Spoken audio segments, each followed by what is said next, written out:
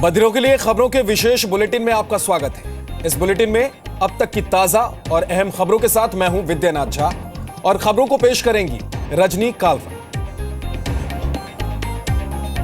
Ceasefire उल्लंघन करने वाले पाकिस्तान को भारत ने कड़ा जवाब दिया है। पाकिस्तानी सेना की पब्लिक रिलेशन एजेंसी ISPR ने कहा है कि भारतीय सेना की फायरिंग में 7 पाकिस्तानी सैनिक मारे गए हैं।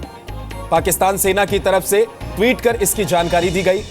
ISPR ने कहा है कि कल रात LOC के पास भीमबेर में 7 पाक सैनिक मारे गए।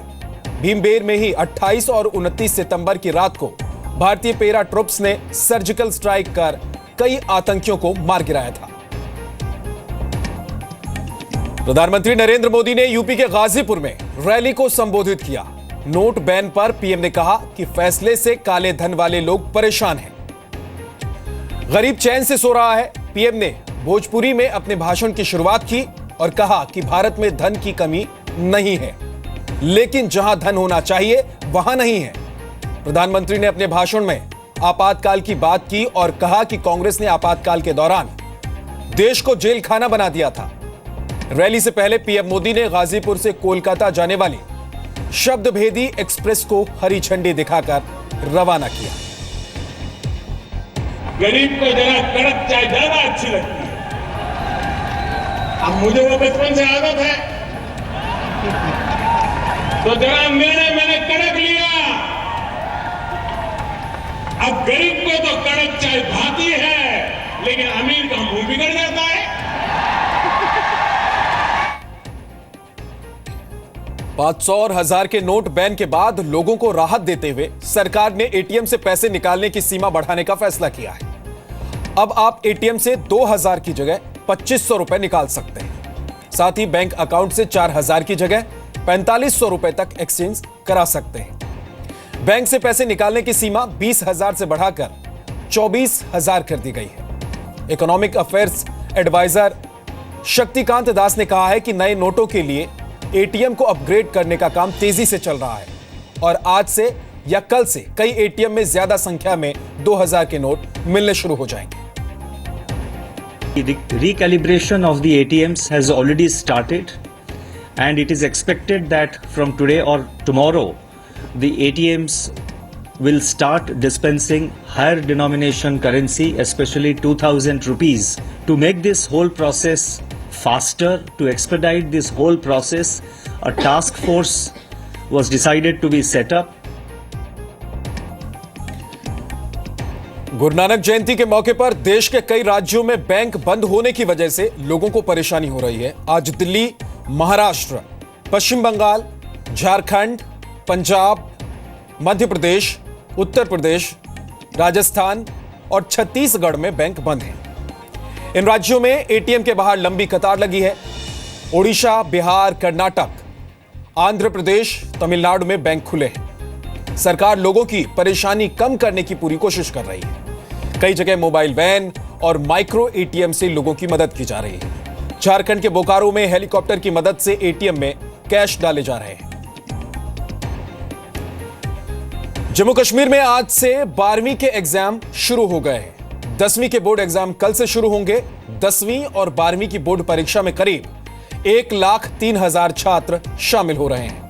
परीक्षा केंद्र पर सुरक्षा के बेहद पुख्ता इंतजाम किए गए हैं।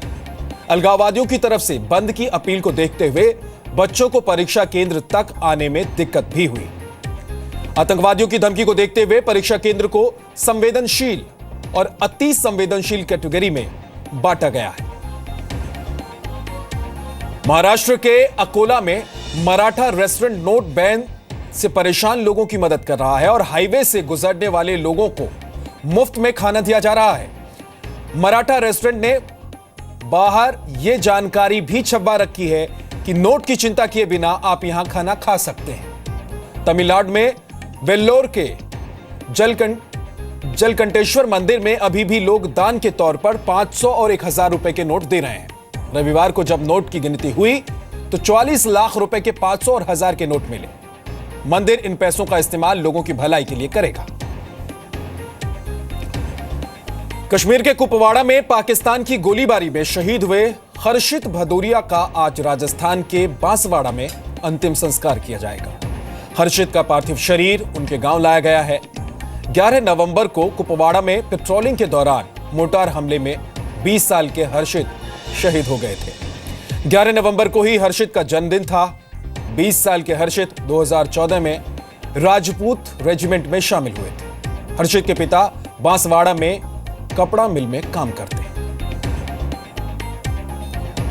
22 सितंबर से अस्पताल में भर्ती तमिलनाडु की मुख्यमंत्री जयललिता ने कहा है कि लोगों की दुआओं की वजह से उनका पुनर्जन्म हुआ है। जयललिता ने लोगों से 19 नवंबर को होने वाले उपचुनाव में AIADMK के पक्ष में मतदान करने की भी अपील की। चेन्नई में अपोलो अस्पताल के बाहर मुख्यमंत्री जयललिता के लिए लोगों की विशेष प्रार्थना की सभा भी दिखी। कार्तिक पूर्णिमा के मौके पर लोगों ने सैकड़ों दिए जलाए। बुखार और डिहाइड्रेशन की शिकायत के बाद जयललिता को चेन्नई के अपोलो हॉस्पिटल में एडमिट कराया गया था। दिल्ली के प्रगति मैदान में 36वें इंडिया इंटरनेशनल ट्रेड फेयर की शुरुआत हो गई है। राष्ट्रपति प्रणब मुखर्जी ने ट्रेड फेयर का उद्घाटन किया। ट्रेड फेयर की सेंट्रल थीम डिजिटल इंडिया रखी गई है। ट्रेड फेयर में इस बार साउथ कोरिया भागीदार देश है और देश विदेश के लगभग 7,000 एग्जिबिटर्स इसमें भाग ले रहे हैं। मेले में एंट्री के लिए ऑनलाइन टिकट भी उपलब्ध है। मेट्रो स्टेशन पर भी ट्रेड फेयर के टिकट खरीदे जा सकते हैं। 19 से 24 नवंबर के बीच नॉर्मल वर्क डे में 60 रुपए और छुट्टी के दिनों में 120 रुपए का टिकट होगा। आज गुरु नानक देव की 548वीं जयंती है। इस मौके पर देश भर के गुरुद्वारों में गुरु पर्व मनाया जा रहा है। अमृतसर के गोल्डन टेंपल में श्रद्धालुओं ने मत्था टेका और पवित्र तालाब में स्नान किया। दिल्ली के गुरुद्वारा बंगला साहिब को भी लाइट से सजाया गया है। बंगला साहिब में सुबह से ही श्रद्धालुओं की भीड़ है। गुरु नानक जयंती के मद्देनजर देश के सभी गुरुद्वारों की सुरक्षा के इंतजाम किए गए हैं। गुरु पर्व पर पीएम नरेंद्र मोदी ने लोगों को शुभकामनाएं दी हैं। आज कार्तिक पूर्णिमा है और इस मौके पर वाराणसी, हरिद्वार, इलाहाबाद और हाजीपुर समेत देश के कई धार्मिक स्थलों पर श्रद्धालुओं ने गंगा की आरती की और स्नान किया। पुलिस प्रशासन की ओर से सुरक्षा व्यवस्था के पुख्ता इंतजाम किए गए हैं। यूपी के वाराणसी में सुबह से श्रद्धालुओं का सैलाब उमड़ा है। वहीं संगम नगरी इलाहाबाद में गंगा तट पर भारी संख्या में श्रद्धालु मौजूद हैं। उत्तराखंड के हरिद्वार में भी यही तस्वीर है। बिहार के हाजीपुर में भी श्रद्धालुओं का सैलाब देखा जा रहा है। जर्मनी के ब्रेमेन में निर्वासित बलोच नागरिकों ने पाकिस्तान के खिलाफ विरोध की रैली निकाली। बलोचों ने पाकिस्तान से बलूचिस्तान की आजादी की मांग की। बलोच नागरिकों ने पाकिस्तानी सेना को आतंकी सेना करार दिया। बलोच नागरिक आज शहीद दिवस मना रहे हैं। ये उन लोगों की शहादत है जो पाकिस्तानी फौज के हाथों मारे गए। कल पाकिस्तान के प्रधानमंत्री नवाज शरीफ ने पाकिस्तान चीन इकोनॉमिक कॉरिडोर की शुरुआत की। बलोच नेताओं ने कहा था कि वो आखिरी दम तक इसका विरोध करेंगे। अमेरिका के नवनिर्वाचित राष्ट्रपति डोनाल्ड ट्रंप ने कहा है कि वो पूरे साल में सिर्फ $1 वेतन लेंगे। ट्रंप ने यह भी कहा है कि वो काम के दौरान छुट्टी नहीं लेंगे। 70 साल के ट्रंप ने कहा कि उन्होंने चुनाव से पहले यह वादा किया था। अमेरिकी राष्ट्रपति को सालाना $4 लाख वेतन मिलता है।